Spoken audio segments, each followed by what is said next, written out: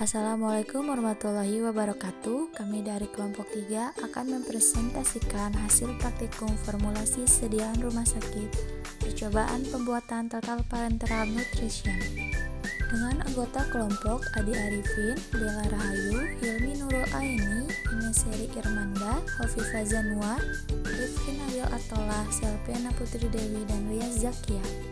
Langsung saja yang pertama, apa sih TPN itu? Total parenteral nutrition atau bisa disebut nutrisi parenteral merupakan suatu bentuk pemberian nutrisi yang diberikan langsung secara parenteral atau melalui pembuluh darah tanpa melalui gastrointestinal.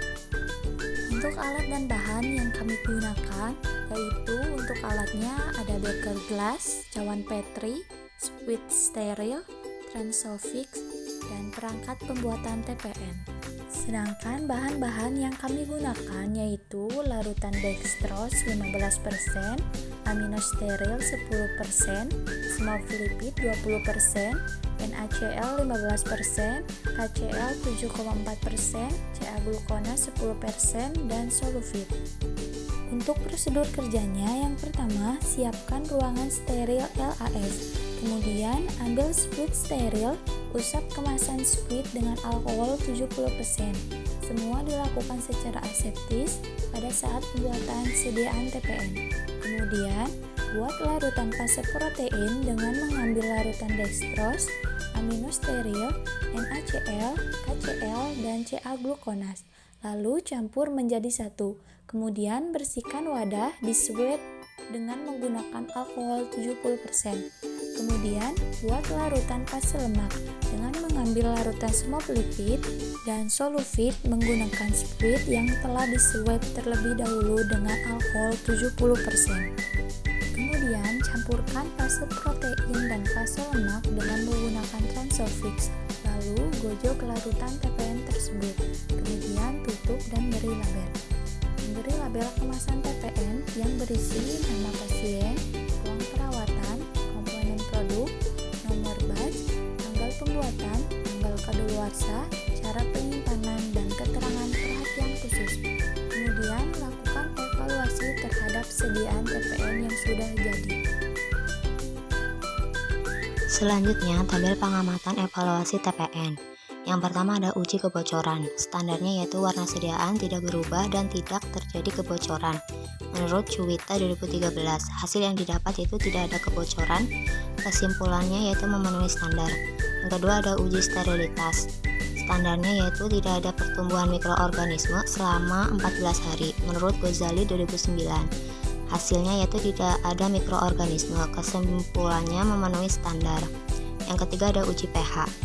Standarnya pH sediaan TPN antara 7,35 sampai 7,45 menurut Wasi Atmaja 1997.